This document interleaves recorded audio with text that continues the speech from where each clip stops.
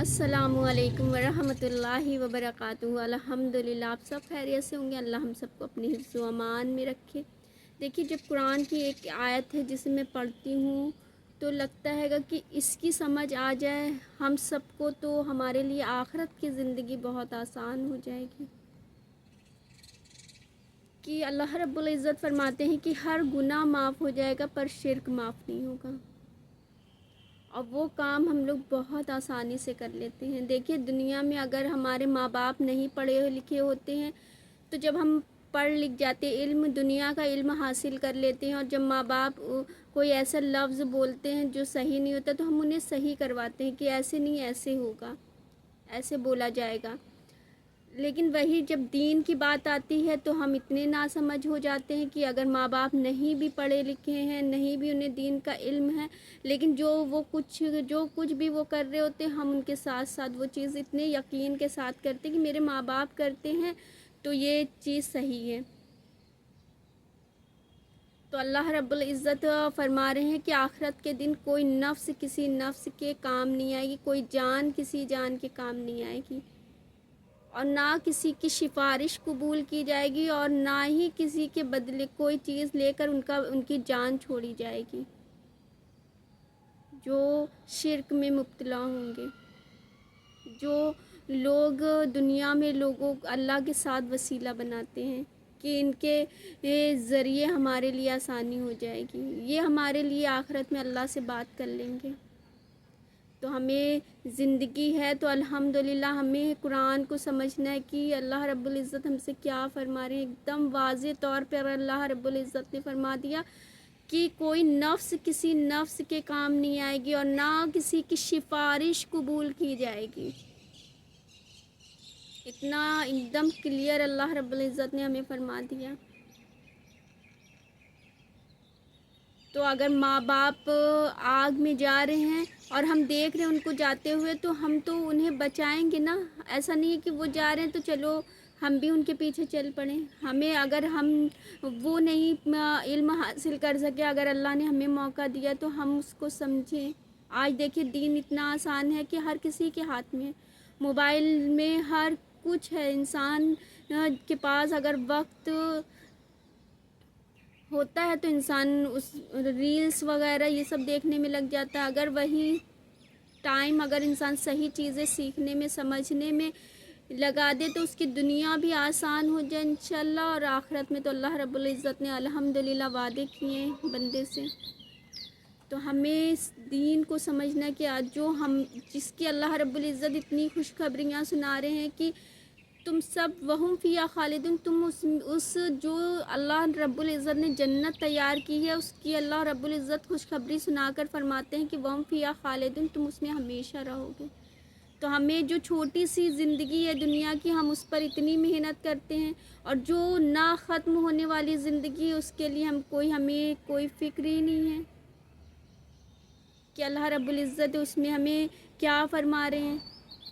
اسے سمجھنے کی، سیکھنے کی ہمیں کوئی ضرورت ہی نہیں لگتی ہے، کیونکہ جو ظاہر پر ہمارا گمان ہے نا، جو ظاہر ہے وہ ہمیں لگتا ہے بس یہی حقیقت ہے، اور جو باطل ہے تو اس پر ہمارا اتنا یقینی نہیں۔ دیکھیے، ہم اللہ کو تو مانتے ہیں لیکن اللہ کی نہیں مانتے ہیں کہ اللہ ہمیں کیا فرما رہا ہے، ہمیں کیا بتا رہا ہے، کس کام کو کرنے کے لیے فرما رہے ہیں اور کس کام سے ہمیں منع فرما رہے ہیں۔ دیکھیے، آج کے ٹائم میں اتنا زیادہ لوگ خلاف ہو جاتے ہیں اگر کوئی انہیں اس کے بارے میں سمجھاتا ہے کہ دیکھو کسی کو اللہ کے ساتھ شریک مت کرو، یہ بہت گناہ ہے، اور اس طرح سے کام مت کیا کرو۔ اللہ نے ان کے لیے دل میں محبت کہا ہے کہ ان سے محبت کرو، ان کے قدموں پہ چلو، ان کی طرف بن کے دکھاؤ، نہ کہ ان کے قدموں میں جا کے بیٹھ جاؤ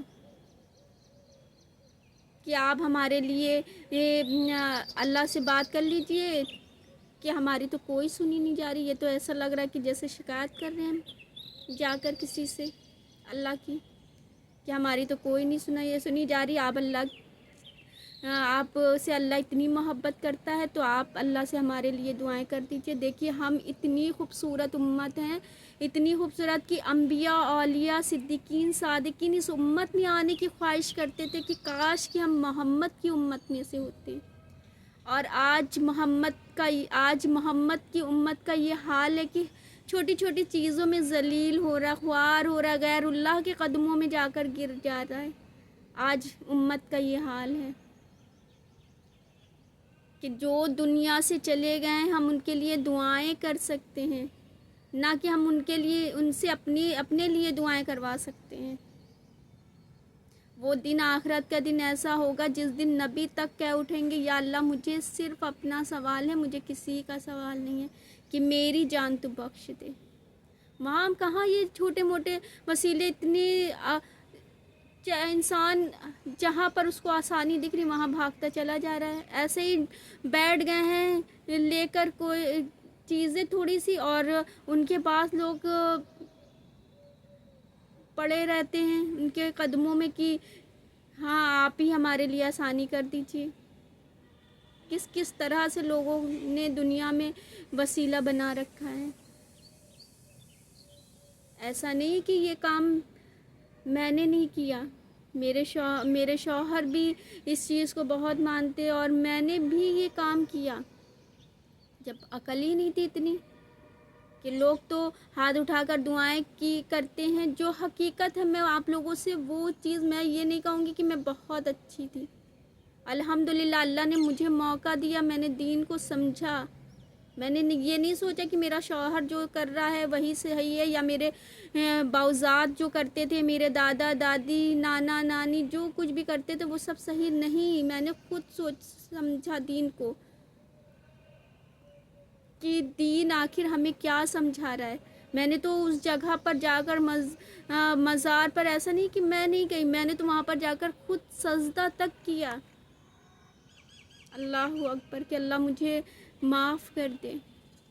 لیکن جب دین کی سمجھ آئی تو لگا کہ یہ سب چیزیں تو بہت اللہ کو بالکل ناپسند ہیں۔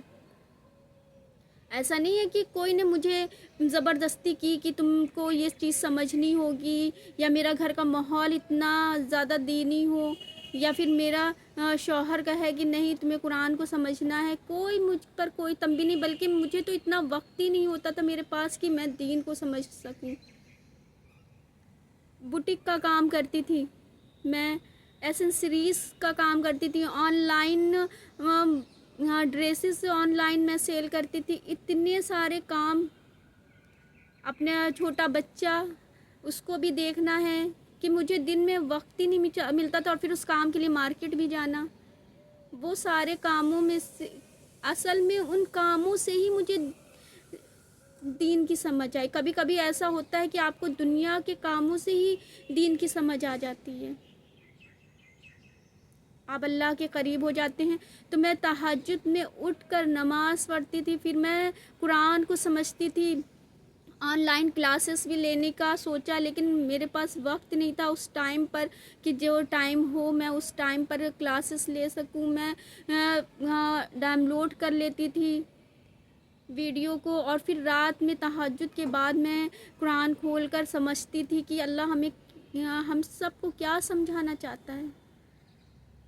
رات میں اٹھ کر جب تک مجھے ایک لائن کے آگے میں نہیں بڑھتی تھی، جب تک مجھے وہ لائن جو اللہ مجھے سمجھا رہا ہے وہ مجھے سمجھ نہ آ جائے، میں آگے نہیں بڑھتی تھی، کیونکہ مجھے خود سمجھنا تھا دین کو کہ اللہ ہم سے کیا فرما رہا ہے۔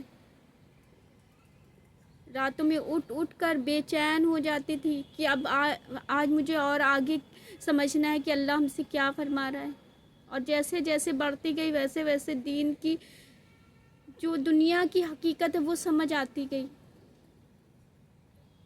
کہ دین بہت آسان ہے، اللہ بہت محبت کرنے والا ہے۔ اللہ رب العزت فرماتے ہیں وَإِذَا سَأَلَكَ عِبَادِي عَنِّي فَإِنِّي قَرِيبٌ کہ میں اپنے بندے کے قریب ہوں۔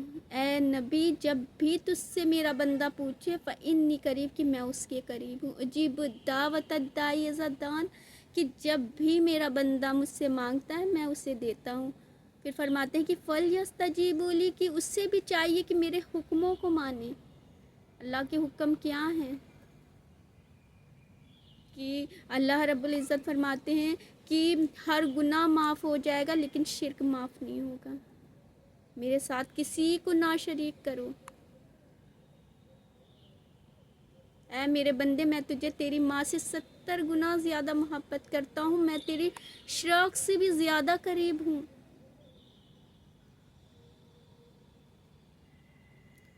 تو جب آپ قرآن کو سمجھیں گے، یقین مانیے آپ کو کسی کی ضرورت نہیں پڑے گی۔ نہ میرا کوئی استاد تھا مجھے سکھانے کے لیے، نہ ہی مجھ پر اتنی کوئی میرے پیچھے پڑا تھا کہ تمہیں سمجھنا ہے۔ میں نے خود دین کو سمجھنے کی کوشش کی، الحمدللہ کہ مجھے سمجھ آئی، اور آج میں لوگوں کو سمجھاتی ہوں، لوگوں کو بتانے والا اللہ رب العزت نے الحمدللہ مجھے بنا دیا کہ اگر ایک بندہ بھی پوری میری زندگی میں ایک بندے کو بھی میری بات سمجھ آ جائے اور وہ صحیح راستے پہ آ جائے تو الحمدللہ میری دنیا میں جو اللہ نے مجھے زندگی دی ہے وہ میری زندگی کامیاب ہو جائے گی انشاءاللہ، آمین۔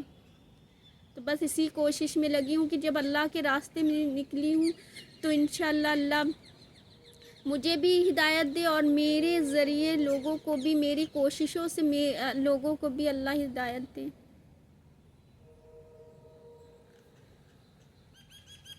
تو بس ہم سب کی زندگی اللہ آسان کر دے۔ تو چاہتے ہیں اب آپ سے اجازت، جزاک اللہ خیر۔